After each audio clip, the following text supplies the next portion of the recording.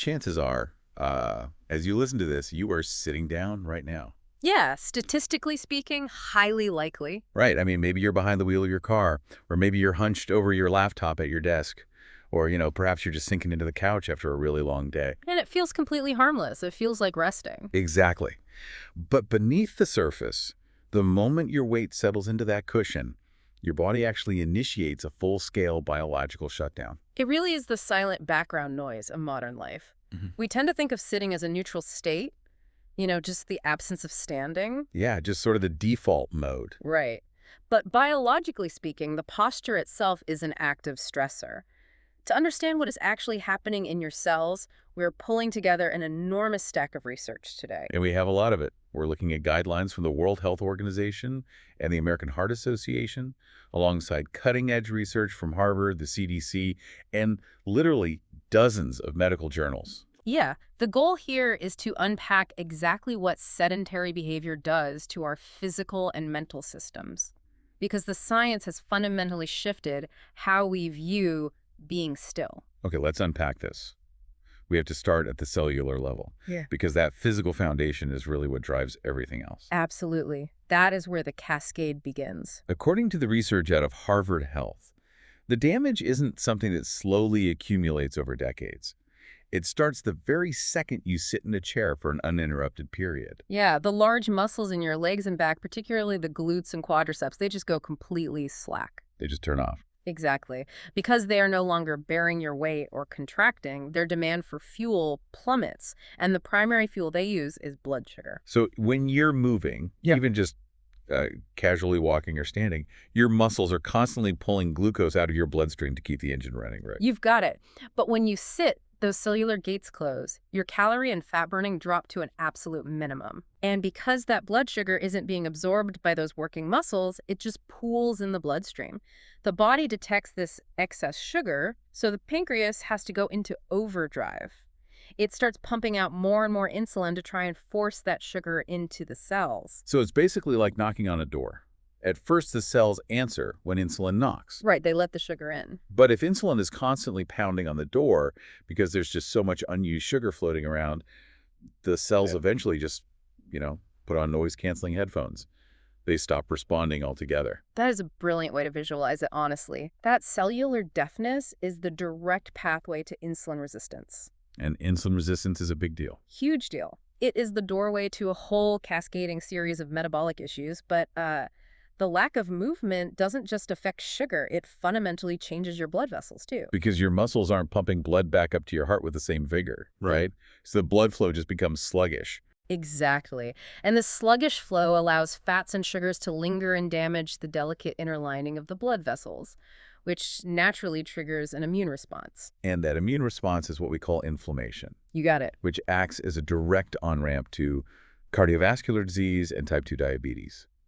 I was actually looking at the research out of Maastricht University, and they track this phenomenon over time. Oh, yeah. That study is fascinating. Right. They found that this isn't some vague long-term threat. It is a strict dose-response relationship, meaning each incremental hour of sedentary time is associated with a measurably higher risk of developing type 2 diabetes. Yeah, the medical community now views sedentary behavior not simply as a lack of exercise, but as an independent population-wide health risk that is just baked into the architecture of modern life. This is built into our day. Totally. It is an entirely distinct pathology from physical inactivity. And for vulnerable populations, the standby mode is exceptionally dangerous. The numbers on that are staggering, honestly. There was a 2022 study looking specifically at cancer survivors. They found that those who sit for more than 8 hours a day face much higher cancer-specific and overall mortality. And it is the exact same story for adults who already have type 2 diabetes. Sitting for long periods drastically increases their early death risks. We even see this severely impact people recovering from cardiac events, right? Oh, absolutely. The American Heart Association recently reported that patients who remain sedentary for more than 14 hours a day after receiving treatment for heart attack symptoms, they have a significantly higher risk of suffering another heart event. Or dying within the following year. That is intense. It is. The body actually requires the sheer stress of blood flowing forcefully against vessel walls to maintain vascular health and to heal. When you eliminate that by sitting all day, the healing process just stalls. Okay, so if your blood flow is sluggish and your cells are inflamed, your brain and nervous system obviously aren't isolated from that damage. The physical toll directly bleeds into how our physical frame holds up and how our minds feel. Yes, the mind-body connection here is unavoidable. Like, there was a 2025 BMC public health study that looked at the literal pain in our necks.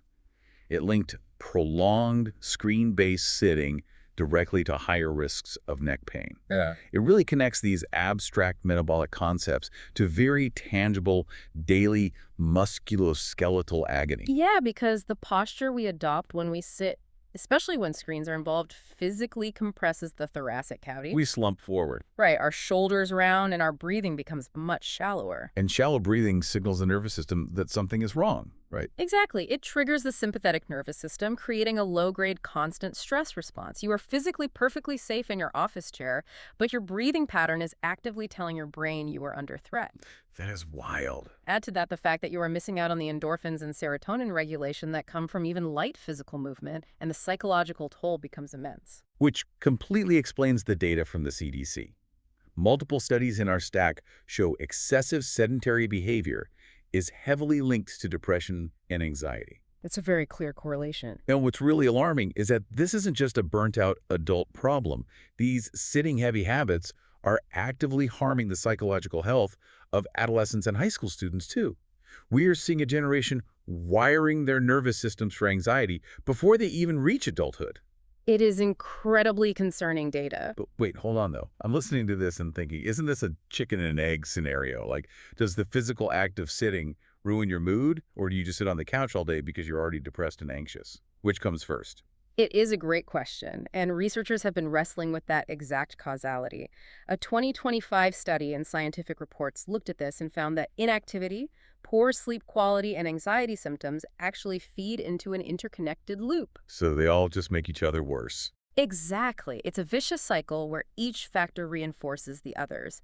However, we have data from a 2018 study in mental health and physical activity that provides a really fascinating intervention point. Oh, what did they find? They reported that merely reducing daily sedentary time without even adding intense workouts, just breaking up the sitting, actually predicted measurable improvements in mood, stress, and sleep-related well-being over the course of a year. Oh, wow. So interrupting the physical habit of sitting can actually act as a wedge to break the psychological loop. Precisely. You don't have to fix the anxiety first to stand up. Just standing up helps fix the anxiety. That is super empowering. But speaking of the mind, what exactly is happening to our brains while we are in the chair? Because according to the research, the specific activity you are doing while sitting completely changes the biological impact on the brain. Yeah, this is a huge paradigm shift. For a very long time, public health data categorized all sitting equally. A chair was a chair, but cognitive researchers have started separating out the behaviors because the brain's demand for resources changes based on what you are looking at. A 2023 study out of USC kind of set the baseline here, right? They did. They found that older adults spending more than 10 hours a day in sedentary behaviors have a significantly higher risk of dementia. That number alone is terrifying, given how many of us work at computers for a living. It really is. Huh. But then, 2026 research from the American Journal of Preventive Medicine and Elsevier provides a massive, vital caveat. We have to distinguish between mentally active sitting and mentally passive sitting. Okay, so define mentally active sitting for me. Mentally active sitting involves deep cognitive engagement. You are reading a challenging book, doing a crossword puzzle, writing code, or engaging in complex office work. Okay, so your brain is actively processing and problem solving. Exactly. Mentally passive sitting, on the other hand, is primarily watching television or just mindlessly scrolling through a social media feed on a smartphone. So if I'm understanding this, mindlessly scrolling through TV channels is essentially junk food for the brain, whereas doing complex work at your desk is more like a light mental salad. That is a perfect analogy. The research strongly supports that distinction. Sedentary behavior isn't entirely uniform when it comes to cognitive decline. Which makes sense. Yeah, mentally passive screen time is far more harmful for brain aging. It is strongly linked to higher depression and dementia risks, but the cognitive engagement of active sitting actually offers a protective buffer. Oh, that's fascinating. Even though your physical posture is exactly the same, your brain is demanding increased blood flow to the prefrontal cortex to handle the complex task. That keeps neural pathways firing and preserves cognitive reserve, which mitigates some of the risks of being physically still. Honestly, that is a massive relief for those of us chained to our laptops all day. At least the spreadsheet I'm staring at is doing some heavy lifting for my neurons. It is definitely a silver lining. But hearing all this, you might be thinking, look, I know sitting is bad, but I go to the gym for a really intense hour of cardio every single day. I'm protected. Ah, yes. The classic defense. Right. And here we hit a monumental misconception in modern health. Let's look at what the sources call the sitting paradox. This concept completely upends how most people view their fitness routines. We have been conditioned to think of exercise as a transaction. Yes, like a debit card. Exactly. You put in your 45 minutes of sweat and you buy the right to sit motionless for the rest of the day. But human biology simply doesn't keep a ledger like that. It completely breaks the transaction model of fitness we've all been sold. I put a workout in, I get to take 10 hours of sitting out. But both Harvard Health and Very Well Health highlight that moderate exercise does not fully offset the harms of sitting for the rest of the day. It really doesn't. There is a November 2024 Harvard Gazette study that pinpoints a very specific, dangerous threshold. Ugh. They found that sitting for about 10.6 hours or more per day is linked with a higher future risk of heart failure and cardiovascular death, even among people who meet recommended exercise levels. Yeah, they saw the exact same phenomenon in older women, too. Those who sat for long periods had a higher risk of death, regardless of their exercise habits. I mean, I exercise specifically so I don't have to worry about my desk job killing me. Yeah. Finding out that sweating it out on the treadmill doesn't magically erase my office hours is incredibly frustrating. It feels completely unfair. I know, it challenges the entire modern wellness industry. But if we look at this through the lens of evolutionary biology, it makes perfect sense. How so? Well, human physiology evolved for constant light movement. Our ancestors were not doing 45 minutes of high-intensity interval training and then sitting motionless in ergonomic chairs for 11 hours. Right, they were foraging. Exactly. They were walking, squatting, carrying things, constantly activating those large muscle groups throughout the entire day.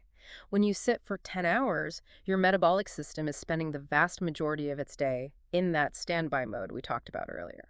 So the inflammation and insulin resistance are actively accumulating during those 10 hours. Precisely. You cannot outtrain 10 hours of absolute immobility with 1 hour of burst exercise. The hour of exercise is great for your heart muscle and your VO2 max, sure, but it doesn't prevent the blood from pooling in your legs for the other 23 hours of the day. Okay, so since we can't completely exercise our way out of this, and most of us can't exactly quit our desk jobs to become hunter-gatherers, what do we actually do? It's the multi-million-dollar question. Right. What are the practical, science-backed solutions to survive our fiercely sedentary environment? Well, because sitting is an independent risk factor, breaking up sitting time is an independent treatment. You don't need to go to a gym to interrupt the biological shutdown. The American Heart Association really emphasizes this approach. They note that even replacing 30 minutes of sedentary time with light activity makes a measurable difference in cardiovascular risk. Yes, and it's not just about the total amount of sitting at the end of the day. It's about the pattern of how you sit. That is a crucial distinction. A 2023 study found that taking just a 5-minute walking break every 30 minutes helps regulate blood pressure and blood sugar. That 5-minute break acts as a total system reboot. It forces the leg muscles to contract, which immediately pulls glucose out of the bloodstream. It signals the vascular system to dilate, maintaining the flexibility of the blood vessels. You're essentially turning the metabolic engine back on before it has a chance to fully cool down and get kunked up. Exactly. Just keeping the engine warm. What about sit-stand desks? That is the go-to corporate intervention right now. The studies in our stack show they are a practical way to reduce occupational sitting time. They are, in theory. But with things like sit-stand desks, are people actually changing their behavior long-term, or do these just become very expensive standing coat racks after a few weeks? Because standing up takes effort. The coat rack phenomenon is very real. It raises a crucial point about human nature and behavior design. Having the desk just isn't enough, because gravity and fatigue naturally pull us down into a chair. Your environment actually has to prompt the behavior. And posture really matters here too. A Harvard report from December 2025 noted that reclining and lying down while awake is actually more risky for heart health than sitting upright. Oh, for sure. So the goal isn't just getting out of the office chair to go lay perfectly flat on the couch with your laptop on your chest. Definitely not. Which is why technology is stepping in to help nudge us in smarter ways. We have this fascinating 2025 research comparing different types of environmental prompts to see what actually gets people out of their chairs. Right. They tested whether a standard push notification on a smartphone or a subtle physical change in the environment was more effective, like the lighting of the room slowly dimming to prompt office workers to stand up. Yeah, and the environmental cues are just so much more interesting than another phone notification we're just going to swipe away. Totally. I also read about the sit-pose machine learning system in the sources. It uses depth sensors in the room to detect prolonged poor posture and inactivity in real time. That one is really cutting edge. But the most striking intervention was the research exploring physical data objects for the elderly. Oh, I loved that part of the research. Right. Imagine a little abstract sculpture on a grandmother's coffee table. Yeah. When she sits down, it looks like a smooth, flat stone. But as hour 2 of sitting approaches, the object physically morphs. Yeah, it changes shape to visually represent how long she has been immobile, giving her a tangible physical manifestation of her own habits right there in the living room. It is brilliant because it makes the invisible damage visible. The goal of all these nudges, the changing lights, the depth sensors, the morphing sculptures, is to seamlessly build movement breaks into an environment that actively wants us to be still. Exactly. It shifts the burden away from sheer human willpower, which we know fails, towards smart environmental design. So what does this all mean for you listening right now? Let's pull the threads together. Sitting is not just a passive rest state. It is an active stressor on our cardiovascular and metabolic systems. Yes, it drops our muscle engagement to zero, spikes our blood sugar, and over time opens the door to type 2 diabetes and heart disease. And it takes a heavy toll on our physical frame and our mental health, increasing risks of anxiety and depression across all age groups by trapping us in a loop of low-grade stress. But we also uncovered the critical nuance of brain health today. Engaging your mind while seated doing complex active tasks rather than passively consuming television helps buffer some of the severe cognitive risks like dementia. Because it keeps the blood flowing to the working parts of the brain. Right. Most importantly, we have to respect the sitting paradox. An intense hour at the gym does not cancel out 10 hours frozen in a chair.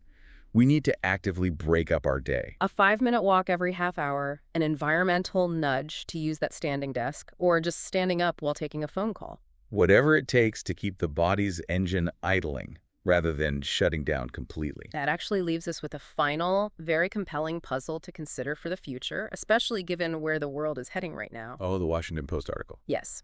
A recent 2026 Washington Post article highlighted a shifting dynamic. Climate change and hotter global temperatures are actively discouraging outdoor activity. Wow, yeah. The extreme heat is driving people inside, leading to a measurable increase in sedentary behavior worldwide. So the environment outside is physically forcing us to retreat into the environment inside. Exactly. If our technology already glues us to our screens and the changing climate pushes us further indoors, how will we need to radically redesign our homes and offices in the next decade just to keep the human body moving? That is a massive architectural and public health challenge we're all going to have to face.